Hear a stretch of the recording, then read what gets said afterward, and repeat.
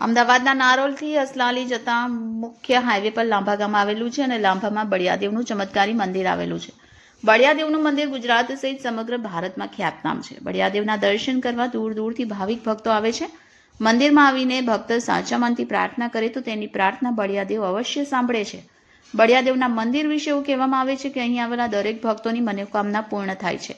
બળિયાદેવને બાળકોના દેવ માનવામાં આવે છે. બાળકોને થતા ઉરી, અછબડા, શીતળા જેવા રોગો બળિયાદેવની માનતા રાખવાથી મટી જતા હોય છે અને ભક્તો પોતાની મનોકામના પૂર્ણ થતાં બાળકના વજન જેટલી વસ્તુઓ ગોળ, સાકર, પેંડા કાંટામાં તોલી મંદિરમાં પ્રસાદ અર્પણ કરે છે અને જો મનોકામના પૂર્ણ થયા બાદ ભૂલી ગયા હોય તો તે સળગતી સગડી માથે મૂકે છે અને જૂતાનો હાર મોંમાં રાખી માફી માંગીને પોતાની માનતા પૂર્ણ કરે છે.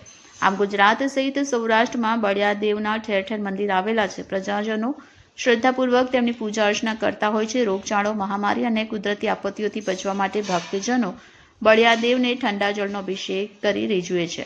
ત્યારે બળિયાદેવ પ્રસન્ન થઈ રક્ષા કરે છે અને બળિયાદેવની પૂજા અર્ચના માટે રવિવાર અને મંગળવાર એકાદશી પૂનમનું મહત્વ ખાસ હોય છે. પરંતુ ચૈત્ર મહિનામાં બળિયાદેવને રીઝવવામાં આવે છે. ત્યારે અમદાવાદના લાંભામાં ચૈત્ર મહિનામાં બળિયાદેવના મંદિરમાં મેળો ભરાય છે, જેમાં ખૂબ હજારોની સંખ્યામાં ભાવિક ભક્તો દર્શન માટે ઉમટી પડે છે.